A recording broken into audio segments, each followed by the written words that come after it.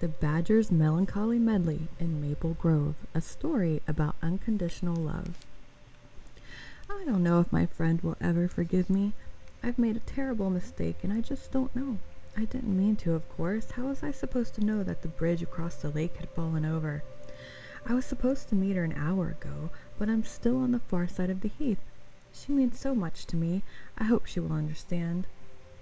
As I meander through the tall grasses, lost in my own thoughts, I am greeted by a strange sight. A group of skittish rabbits stands before me. Oh yes, I recognize my friends from the west side. They look at me with curious expressions, not sure if they should proceed. They share more tense looks between them before settling back on me. The largest rabbit, with her scruffy ears and bleary eyes, takes a slight step closer towards me. Please help us, she says. Our home down in the Maple Grotto has been invaded by an old badger. He's taken over and won't let any one of us in. I'm taken aback by this strange request from the fluffle, but a sense of compassion and responsibility begins to take hold. That sounds dire indeed. Why would he do such a thing? We have no idea. It's just so frustrating with him there now. We'll have to find a new place to live if he stays much longer. The rabbits were solemn now at the prospect. Let's see if we can find out more before you have to do that. You're my neighbors, and I would rather you stay a while. Let's go investigate this together. They turn with a hop toward the grove. I decide to follow them to the burrow in question, bouncing through the heath until we arrive. It looks as unkempt today as it did the last time I came to the rabbit's place. They are wild and spontaneous friends, but have a way of wreaking havoc everywhere they go. We approach a little tunnel opening at the base of a shady tree with crimson leaves. A figure with gray fur is shuddering as his sharp claws scrape against the opening to the hole he defends. He's munching on remnants of a secret snack, but turns suddenly to glare steadfastly at us. His eyes are wide with anger and suspicion. His snarling expression makes us uneasy and hesitant to approach him. It is crystal clear he is not a creature to be taken lightly, and we know we have to tread carefully if we want to gain his trust. With no others in sight, and it seems the badger is all alone, I approach him with caution, trying to keep a safe distance and give him some space. Excuse me, sir, I say, my voice gentle and full of pure intentions. We were wondering if you might let us come into the burrow. We promise to be quiet and respectful. The badger looks at me with a strange expression, as if he's considering my words. A few moments of nervous silence pass, and he nods his head. He questions us. Well, you won't make a mess, will you? Oh no, Mr. Badger, we just want to talk for a bit and introduce ourselves. I wave my hands to the rabbits crowded behind me nervously. You see, I live just over Lake Smalt there. I point in the direction of home. All right, then, watch your step. He turns reluctantly into the tunnel in the ground, and we follow him inside, careful not to touch anything. I'm surprised to find a beautiful harmony of colors and textures. The badger has cleaned up and created an ethereal place here, decorated with soft light he's added from above, and he's smoothed the ground for our paws to glide on too. The atmosphere is peaceful and calming. He escorts us all the way to the kitchen and motions for us to have a seat. We sit quickly, not wanting to cross him. I glance over to the rabbits, and they shrug their arms, not knowing where to start. I clear my throat and get the badger's attention. So, Mr. Badger, it's nice to meet you. I wonder what brings you here to the burrow. To this burrow. To this particular burrow in our maple grove. He speaks in a slow, quiet voice. I only just moved here a few suns ago. I came across it and saw how very deep and private it was, and thought to myself, why, this is just the place. You see, it must have been abandoned some time ago, I suppose. The walls were ragged, the floors were filthy, and you could barely see anything for all the mess. Offended, the tiny rabbit pipes up. What do you mean a mess? Sure, not every single little thing had been put away, but some people have things to do, places to be. Oh, I mean no offense. The badger examines the rabbits closer, and his face tilts as he begins to recognize something. Say, you look familiar. He ponders on the tiny one's little face a bit longer, and then it hits him. His body contorts under the counter, and he pulls out a picture of the tiny rabbit standing at the entrance to the burrow with an armful of carrots spilling over. He lays it on the table for all of us to see. "It is you! What are you doing here in this picture?" The rabbit scoffs at his question. "What am I doing in the picture? What are you doing in our home?"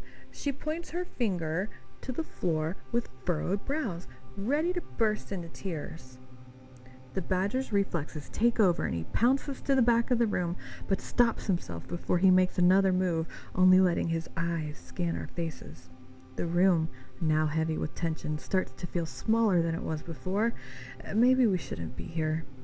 I try to lower the temperature. Let's everyone calm down for a moment. Why don't you tell us how you came to be here, Mr. Badger?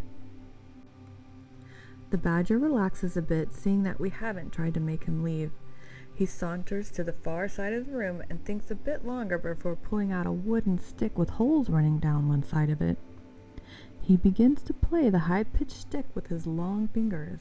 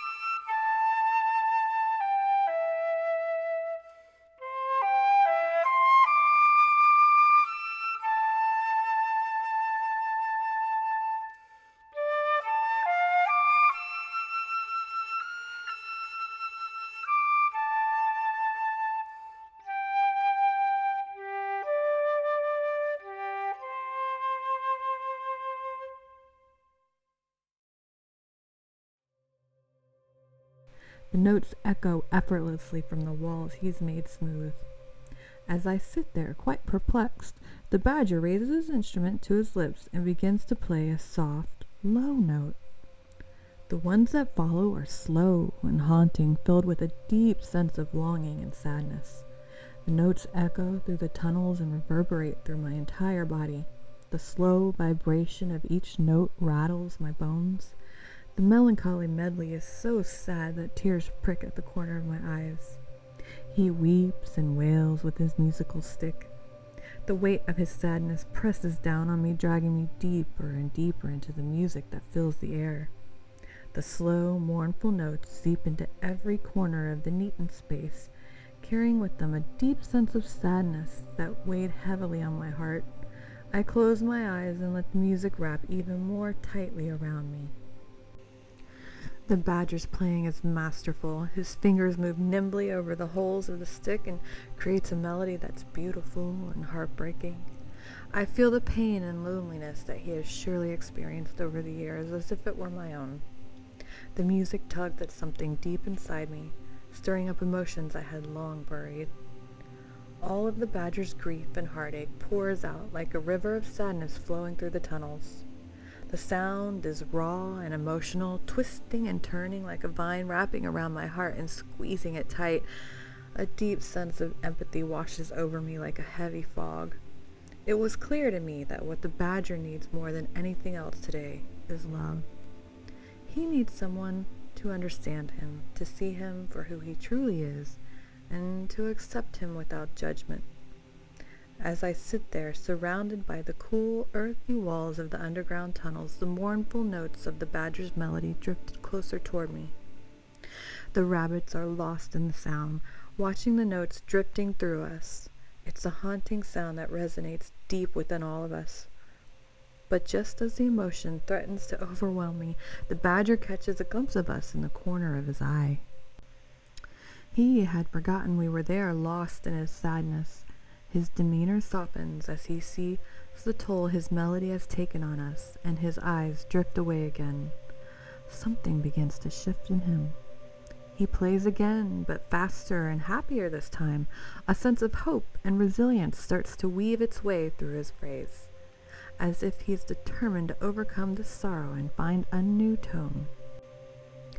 A glimmer of hope flickers into the music. The energy shifts, and all around us the earth comes alive. The very walls of the burrow pulse with energy. I listen intently, knowing I will do everything I can here to help the badger find love and acceptance his melody so desperately craves. As the badger plays his instrument, the sound waves travel through the soil and throughout the underground burrow where the rabbits have stashed their carrot seeds. Small leaves sprout from crevices high and low. The sprouts grow with swiftness. The underground burrow is filling with plump, delicious carrots bursting out of all the walls. The rabbits can't believe their eyes, as they had never seen such large carrots before, and certainly none so purple. The badger notices the look of surprise on the rabbits' faces. He chuckles. "Don't be so surprised. This is an old trick. This fife was given to me during my time in the army of badgers. We used it to grow high-grade carrots underground where the soil was rich and the sun couldn't reach. With just the right notes from this fife, we could have a bountiful harvest of delicious carrots each and every night." The rabbits look at the badger in amazement. To their bewilderment, he explains, "Pleasant music from this fife helps them grow quickly and become large and delicious. We can fill the whole burrow with crispy carrots." He moves to another part of the room and begins to play an even livelier tune. To our amazement, carrot sprouts pop up all around us. We can't believe our eyes. They are growing so fast. The air hums with the sound of carrots growing, and he concludes his new melody with a happy trill and joins me at his table to talk a bit. The rabbits pluck some of the largest carrots from the walls, pop them into their mouths, and join us. Munching away, we ask the badger how it is he came to be here, and he takes his time replying. We learn the badger has been wounded in a fierce battle across the meadow, and so he resolved to retire here, to the quiet Maple Grotto. He felt misunderstood by others here and decided being alone might be best. So he wandered along through the trees until he came upon this place. I realize he's just like anyone else. He desires love and companionship, but has a wounded heart and is just afraid of being hurt again. I feel a sense of empathy and compassion toward him. The rabbits understand now, too, and tell how much they appreciate what he's done with the place, and that they think there is room enough for all of them. "We're so grateful for everything you've done here, Mr. Badger. The place has become true sanctuary thanks to all your hard work." The badger agrees with them. "Oh yes, please do stay. I wasn't trying to make you leave. I just needed a place to retire to, and this seemed like the perfect place." He breaks into a wide grin and suggests he can teach us a thing or two about cooking. "I have a secret recipe for the best carrot cake you'll ever taste." We all laugh in agreement. The badger pulls out a bowl he's crafted and begins to tell us more about his life in the army of badgers and how they would make carrot cakes each week to lift their spirits. Stories are traded, tips are given, and as the time passes under the old maple tree, we feel like friends, old as any. The rabbits exchange looks with one another and seem to come to an agreement. The large rabbit encourages us to stay together in the grotto. "We can help each other and share the tunnels, can't we? There are so many in the burrow after all. You'll be able to have your privacy, and we can share the carrots when the cold sets in." After some deep consideration, the badger chooses not to say a word and instead picks up his fife and continues the happy tune for his new friends. Inspired, the tiny rabbit hops over to him and sings the happiest of songs to welcome this pact. "In Maple Grove so bright and green, with the tallest trees you've ever seen, Badger and I have found a home, a cozy burrow we call our own. With nimble paws I gather my treasure, orange and round they bring me pleasure. I dream of carrot cake, soft and moist, with spices and frosting, a heavenly choice. My badger friend, he helps me bake, a true culinary partner, no mistake. We mix and stir with joy in our hearts, creating a treat that's worth all our arts. In Maple Grove, made of earth and stone, my dear badger friend and I make our home. It's cozy, warm, and bright, and we work so hard from morning to night, collecting carrots, baking treats in our little home so neat. With the scent of maple in the air, we bake our cakes with such great care. Together we live in harmony in Maple Grove, burrow so happily. With carrot cake and love to spare, life is sweet beyond compare. In Maple Grove I make my abode with my dear friend the badger so bold. We live in a burrow cozy and snug, and together we love the carrot's sweet hug. The badger lets down his beloved instrument and smiles warmly at the rabbits. The humming in the walls settles down. He turns to me. "And what about you, young one? What brings you to our little corner of the woods?" I share the news of the down bridge over the lake and remember that my friend is still waiting for me on the other side of it. I never expected to make such wonderful friends here, but now I need to make my way back to her, I add with a smile. The badger chuckles. That's the thing about life, isn't it? You never know where it will take you, but if you keep an open mind and a kind heart, you're bound to find beauty and friendship in unexpected places. The tiny rabbit hops up to him and nuzzles against his side. "You don't have to be alone anymore," she shares. "We'll be here for you. We're neighbors after all." The other rabbits nod in agreement, and the badger looks at all of us with something like wonder in his eyes. "I never thought I could find a place where I belonged," he says. "Thank you for showing me that it's possible." I smile with the warm glow in my chest. "That's what neighbors are for," I say, "to support each other and make each other feel welcome. And you, badger, are definitely welcome here with all of us." A small smile brightens his face. "I think I will stay," he resolves. "I like it here. It feels like home, and I don't even mind cleaning up after your delightful messes." Before we leave, he makes a point to thank us. "I was starting to think being alone was the only way to avoid being hurt," he observes, "but now I know that discovering friends is worth the risk." The rabbits are thrilled and thank the badger for playing his melody for us. They know from this day on their burrow will be filled with the tastiest and most nutritious carrots they ever had, all thanks to love and acceptance.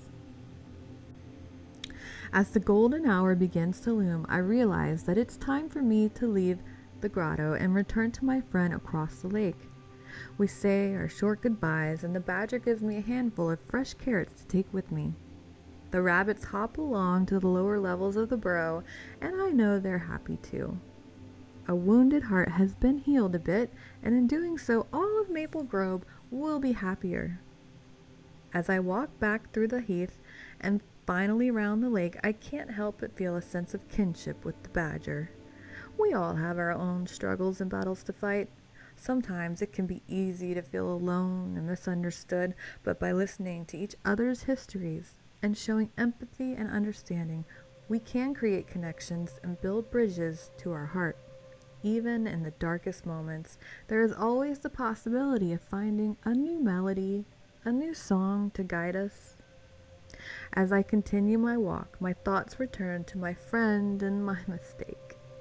I am hopeful that maybe if I approach her with honesty and empathy, we can work through this together. I arrive at her house and she answers the door, her expression a mix of relief and annoyance. "Where have you been?" she asks. "I've been worried sick." "I'm so sorry," I say, feeling the weight of her worry heavy on my shoulders.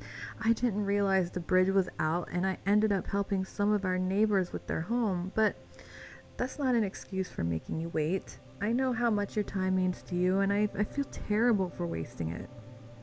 My friend's expression softens as I speak, and I start to see the anger and frustration melting away. I hand her the carrots and she accepts them with a smile.